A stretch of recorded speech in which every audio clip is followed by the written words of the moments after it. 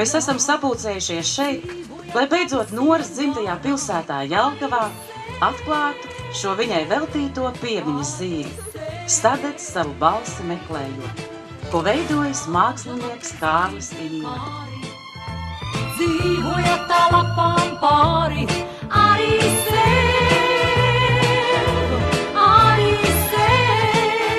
Un šodien, sakot paldies visiem šī garā projekta līdzdalībniekiem un novēlot, lai mēs ikdienai katrs spētu atskatīties, apstāties, atskatīties, ko mēs ik katrs esam paveicis, kas ir mūsu devums, kāds ir mūsu devums, un vai mēs spējam šodien palepoties ar to, ko ir veikuši mūsu līdzcilvēki, ko ir veikuši mūsu novadi.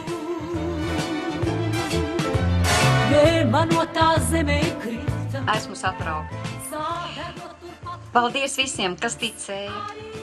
Paldies visiem, kas bija mums līdzās un palīdzēja piepildīties šim mūsu lieliem mērķim.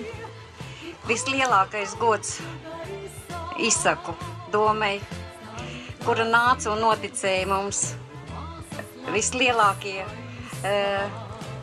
pagodinājumi ir maniem fonda, es atļaušos tā teikt, leģendārajiem dziedātājiem, kuri dziedāja visos koncertos pa visu Latviju.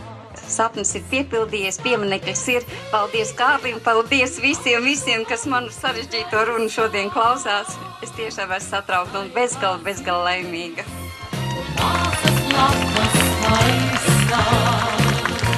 Pateicoties Mārītei, katru gadu notiek bērnu konkurss, estrādes dziesmu konkurss, un pateicoties šim konkursam, mūsu Noriņa dzīvo ne tikai mūsu sirdīs, bet arī mūsu bērnu balsīs.